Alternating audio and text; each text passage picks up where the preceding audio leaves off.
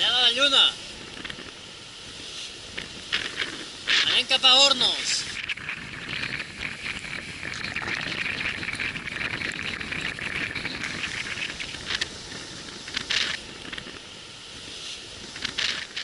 I follow the weather though. I try to follow the weather. I set up my computer like I was in the boat, and I try it's a good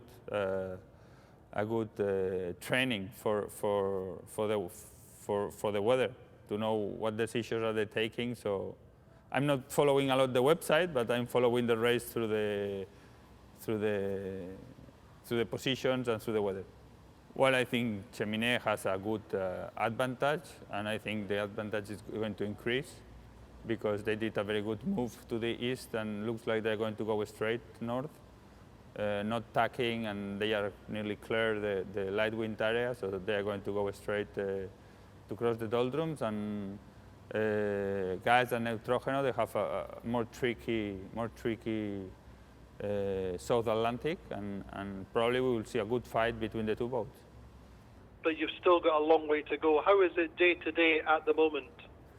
Well, the day-to-day is good because the last 25 days you've been with freezing cold, and so now you are starting to have less clothes on, sailing with shorts and light winds, but you are still really looking very closely at the weather.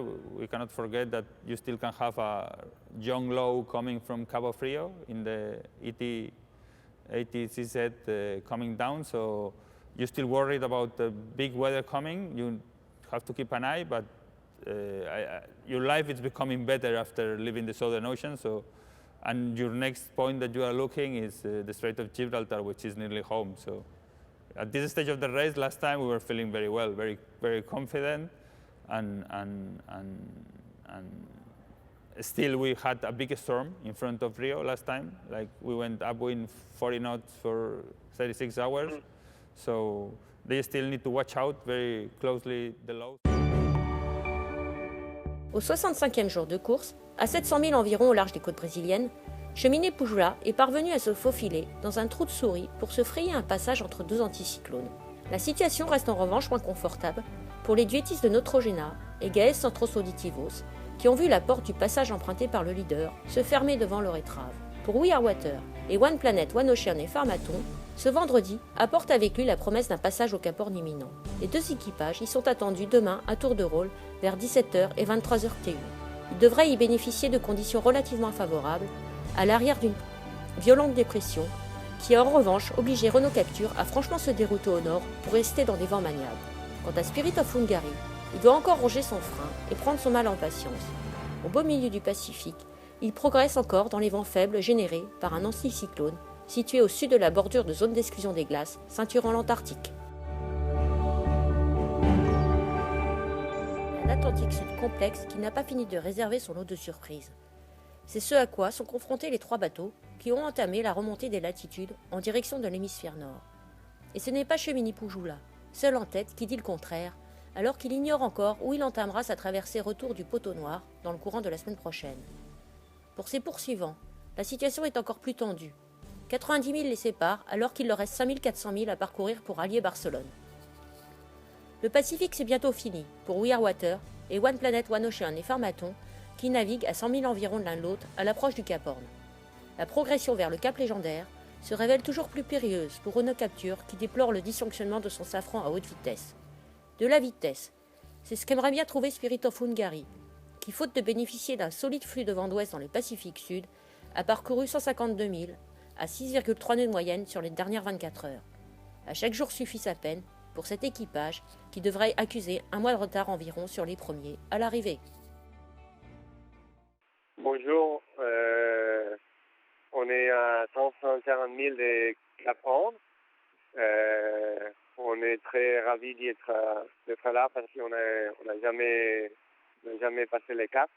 Mais en même temps, très prudent parce que pour aujourd'hui, on aura de vents forts de nord-nord-ouest. On attend des conditions favorables après, mais on est prudent pour voir les vents qu'on aura sur les caps. et on veut les reposer aussi avant les caps pour les changements de vent qu'il y aura bien sûr là-bas. Oui, là, il y a notre ami de bateau One Ocean, One Planet Pharmaton qui est près de nous. Et ça nous fait que nous ne relaxons pas et que bon, on ne peut pas baisser le rythme de la course. Et voilà, ça continuera après les caps, bien sûr. Oui, physiquement, on est très bien. Je crois qu'on a bien dosifié, mais on aimera des températures plus favorables, des conditions un peu plus clémentes qu'ici à le sud, parce que ça fait, je crois que 5 semaines qu'on navigue dans des conditions pareilles. Et bon, un peu de chaleur et moins de vent, ça sera bienvenu. Horn -1 pour Willy et Bruno Garcia, qui se préparent à doubler pour la première fois le célèbre rocher noir qui nourrit les imaginaires marins. Un grand moment que les deux co-skippers de We Are Water, qui ont la particularité de décliner le format du double de la course entre frères, s'apprêtent à vivre comme il se doit. Avec satisfaction, alors que la perspective de mettre cap au nord pour allier la maison se profile, avec soulagement après 5 semaines dans des conditions de vent et de mer difficiles, et avec toute la vigilance et l'humilité qui s'imposent à l'approche de ce passage délicat.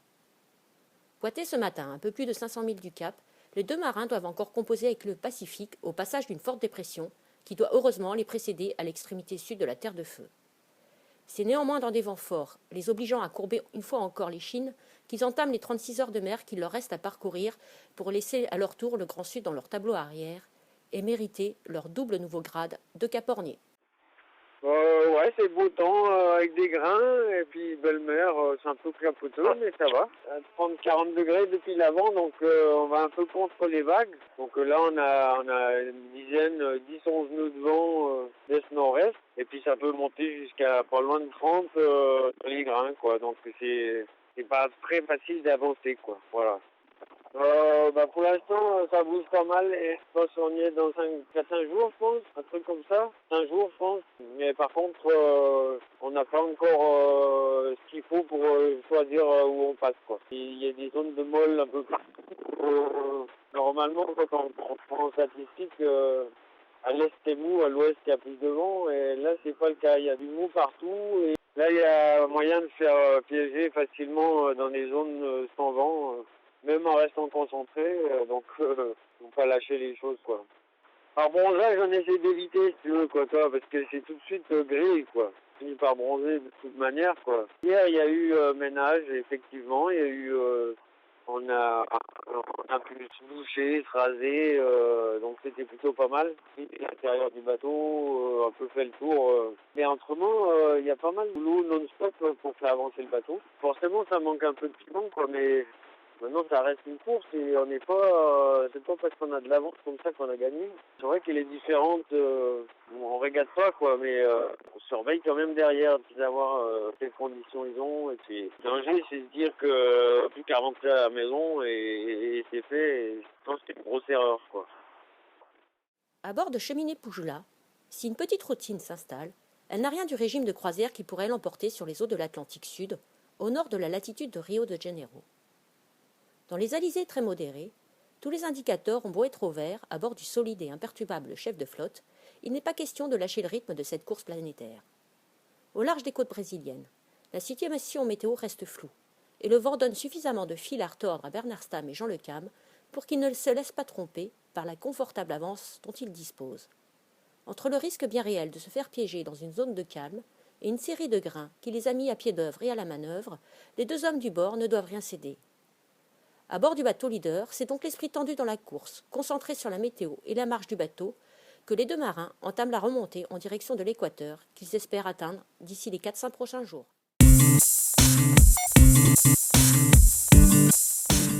À bord des IMOCA 60, outre la quille orientable, les skippers peuvent utiliser des dérives rétractables de chaque côté du bateau, la dérive étant toujours positionnée en bas du côté sous le vent pour limiter la dérive et permettre une meilleure remontée dans le vent.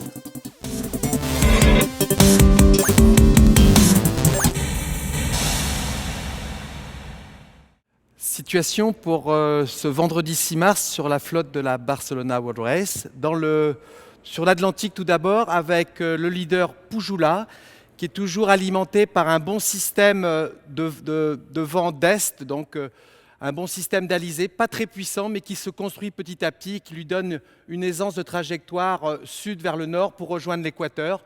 L'équateur qui devrait joindre à peu près aux alentours du 10 mars. Plus bas, pour Neutrogena et Gaes, sont vraiment au contact. Il n'y a que 80 000 d'écart entre les deux bateaux et sont actuellement dans un flux portant puisqu'il y a une petite dépression dans le nord et bénéficient de plus de vitesse dans l'après-midi qui vient. Une trajectoire aussi un petit peu plus compliquée pour eux pour rejoindre les latitudes nord. On l'estime sur l'équateur à peu près au 15 mars, donc soit 5 jours derrière Pujula. En ce qui concerne le reste de la flotte, donc dans le Pacifique Sud, We Are Water donc, passera donc, demain soir le Cap Horn. Donc c'est une grande journée demain, suivie de très près à 5-6 heures près derrière One Planet, One Ocean. Donc pour demain, nos 2 bateaux sur le Cap Horn, donc demain samedi. En ce qui concerne Renault Capture, pour lui, il était obligé de faire un petit détour pour ne pas rentrer dans le cœur de la dépression où il n'y a vraiment pas de vent, donc une trajectoire assez nord pour retrouver de la pression et il redescendra le long des côtes chiliennes avec un vent qui va décroître progressivement au passage du Cap Horn. Donc pour lui, ça sera lundi 9 mars, passage du Cap Horn pour Renault. En ce qui concerne Spirit of Hungary, il est toujours pris dans cet anticyclone qui le suit le long de la zone d'exclusion, donc des vents très faibles et très difficiles en orientation aussi.